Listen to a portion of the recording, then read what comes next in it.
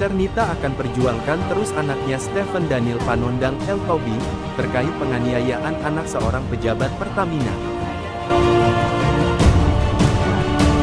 Stephen, anak kandung Yusernita, yang mengenyam pendidikan di sekolah swasta yang saat itu masih duduk di kelas 3 SMP, pernah dibully oleh teman-temannya. Menurut Yusernita, anaknya saat ini pun terlihat agak pendiam dari sebelumnya, seperti patah semangat dan traumatis. Menurut dokter Stephen, tulangnya tidak bisa melakukan aktivitas dengan beban berat seperti semula. Stephen yang bercita-cita menjadi polisi pun pupus, karena tulang depan dadanya sudah tidak bisa beraktivitas secara normal. Dan menurut dokter sudah tidak bisa mengangkat beban berat. Pada sidang di Pengadilan Negeri Depok, saksi terlihat membela pelaku.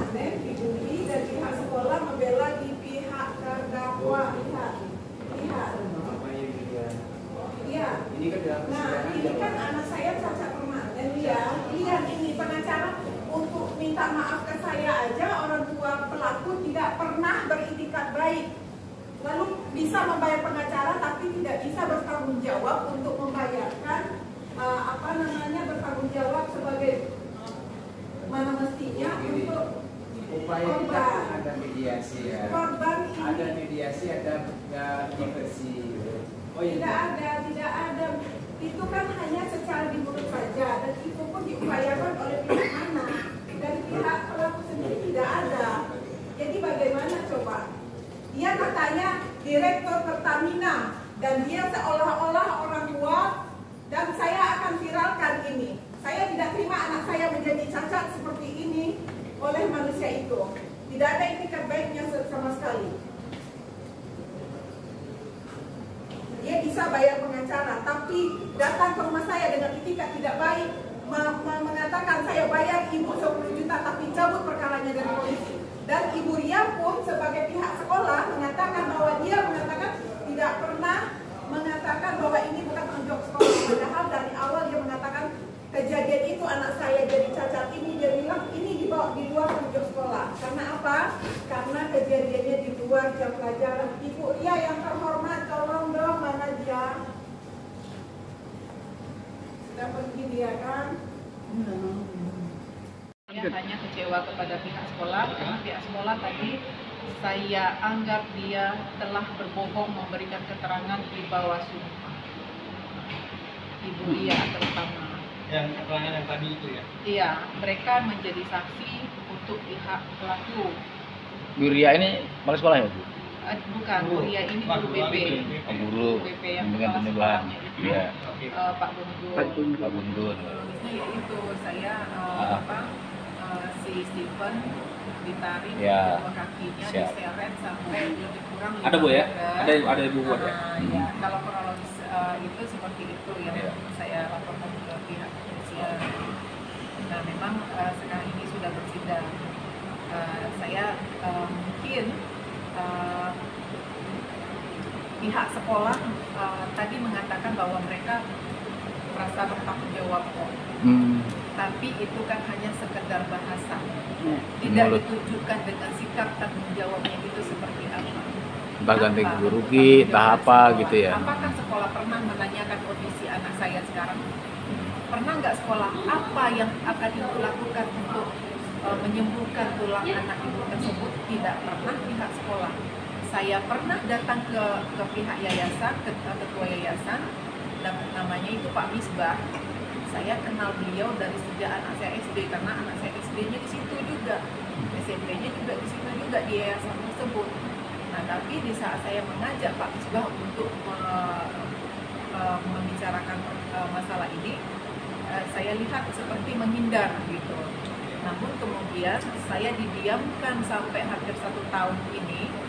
Tiba-tiba kepala sekolahnya sudah tidak di sana lagi, dan wali kelasnya pun kemarin wali kelasnya memberikan kesaksian di pihak jaksa. Di pihak jaksa kan ada saksi, jadi wali kelasnya bersama temannya satu itu menjadi saksi waktu kemarin sebelum hari ini. Berarti ini hari Selasa kemarin. Dan Selasa kemarin saya ketemu sama wali kelasnya si Stephen. beliau mengatakan bahwa beliau tidak lagi mengajar di sekolah tersebut. Nah, saya sempat bertanya tadi ke pihak kepala sekolah, kenapa sekaligus 2 orang ini pindah, ada apa gitu kan? Apakah ada kaitannya dengan permasalahan ini? Pengakuan beliau tidak ada, itu pengakuan beliau, tapi hanya dia dan Tuhanlah yang tahu kan. Nah, tapi dari keterangan beliau tadi, orang-orang dari pihak sekolah bukannya menunjukkan tanggung jawabnya kepada pihak korban, pihak anak saya yang saat jadi korban, justru beliau bersaksi meringankan untuk di pihak pelaku. Saya kecewa. Padahal sebelumnya dia udah bicara ada pertemuan buat mediasi Bu ya, berdamai ya, dari pihak sekolahnya. Dari pihak sekolah memang mengatakan mau memediasi, tapi kan setelah perkara ini sudah dipegang oleh kepolisian. Iya, terlambat lah. Terlambat memang. Itu saya didiamkan, itu saya nggak mungkin dong. Saya selama 1 minggu penuh mengawal anak saya yang tidur harus satu kamar dengan Steven supaya dia tidak miring ke kiri, karena kalau sampai dia miring ke kiri, dokter bilang ya, kata dokter jangan sampai miring ke kiri dulu Bu, Narik lagi dia. nanti takutnya gimana. Jadi kalau disarankan dokter pakai begini ikatan tapi karena dia malu, jadi ikatan itu dari dalam juga boleh kata dokter. Jadi dari dalam saya sempangkan begini, ikatnya dari dalam gitu kan, saya baru itu selama 2 minggu. Dan Pak Adul sebagai wali kelas sendiri pun itu melihat kondisi anak saya waktu ketika berangkat sekolah.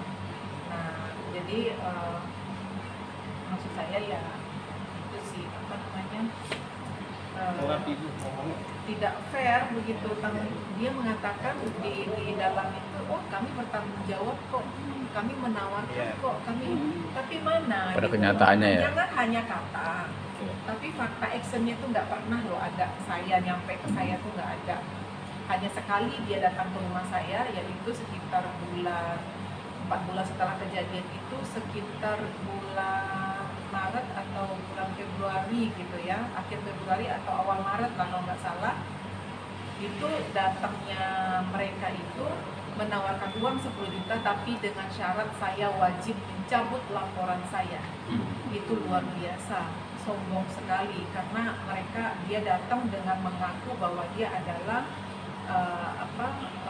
manajer direktur Pertamina di daerah Sulawesi begitu kata dia. Nah, jadi saya sepertinya ada juga rekaman itu, tapi saya belum bongkar lagi waktu di rumah. Tapi anak saya yang laki-laki mendengarkan, karena ruang tamu di kamar anak saya di sini, pintunya dia di kamar, walaupun dia di kamar dia bilang dia sempat waktu orang tua pelaku mengatakan demikian, sebetulnya anak saya agak sedikit emosi, sempat dia keluar dari kamar itu melihat siapa sih yang ngomong begini ke nyokap gua, kan gitu istilahnya, siapa sih yang ngomong gini gitu. Dia sempat keluar untuk melihat gitu. Terus dia langsung ke belakang, ke meja makan di belakang. Sempat dia duduk di meja makan tidak jauh dari ruang tamu itu, jadi dia ingin mendengar. Saya belum sempat tanya ke anak saya sih, tapi kesannya anak saya itu agak emosi juga waktu mereka menawarkan 10 juta dengan syarat mencabut perkara begitu. Adiknya sudah begitu menderitanya dengan dia juga sampai libur. Saya bilang, kamu dulu Bang, hari ini jagain adik, nanti mama karena ada sidang yang tidak bisa ditunda begitu. Jadi dia juga nggak bekerja waktu itu, jadinya agak kesal juga. Jadi ini sidang yang kedua Bu ya? Oh enggak, sidang yang pertama itu pembacaan dakwaan. Yang kedua itu saksi dari jaksa, saksi mendengarkan saksi lah, keterangan saksi. Keterangan saksi 2 orang, kemudian keterangan saksi ahli dari kejaksaan juga, karena pihak korban memang diwakili oleh jaksa. Nah, baru keterangan saksi dari pihak pelaku. Selalu hadir dari pihak pelaku Bu? Kalau dari pihak pelaku hadir sih. Hadir. Cuma memang posisi si anak memang tidak ditahan. Apa pertimbangan dari pihak Usia mungkin atau ini ya. apa saya Iya, iya. tahu umur Ya umur, karena umur mungkin. mungkin karena di bawah umur atau apa saya nggak tahu, tapi dengan luka yang dialami anak saya sepertinya patut dipertimbangkan bahwa ada Jadi secara imaterial harusnya ya. material dan non material Mungkin psikologisnya juga. paling tidak, Betul. paling tidak jangan seenak walaupun dia sebagai dia katakan saya ini kan manajer di Pertamina Pejabat ya. ya seolah-olah dia datang itu sudah dengan congkaknya. Saya membaca dari awal seperti itu. Oh, dia ini ternyata benar dugaan saya awal. Ternyata dia memang mengatakan ini uang 10 saya tawarkan uang 10 juta tapi dengan syarat. Di situ saya merasa tenang. Ya. Konon katanya beliau memiliki beberapa aset, lebih dari 5 aset di Jakarta. Makanya alamat anaknya waktu memberikan kuasa ke kuasa hukum itu alamatnya Depok. Oh, orang Lalu Depok. di saat pembacaan dakwaan alamatnya Pasar Minggu. Berubah lagi. Nah, saya tanya waktu itu, memang saya tanya, ini kenapa nih kok beda alamatnya dari surat kuasa yang dia berikan ke kuasa hukum waktu masih permasalahan ini masih bergulir di Polres gitu kan, kepolisian. Dia bilang bapak ini memang memiliki beberapa aset di Jakarta, lebih dari 5 aset. Ya. Jadi orang hebat yang satu ini menganggap anak saya bukan siapa-siapa, bukan apa-apa, yang memang menurut dia mungkin anak saya pantas untuk diperlakukan begitu dan dinilai dia anak saya ini rendah, kami ini rendah, begitu kan. Stephen Daniel Panondang Lumban Tobing. Saya berharap keluarga Marga Tobing yang dari Medan, anak saya ini adalah Marga Tobing. Untuk Marga Tobing yang mendengar ini, jika saya didiskriminasi di perkara ini, saya minta bantuan kepada Raja Tobing yang ada di Amerika.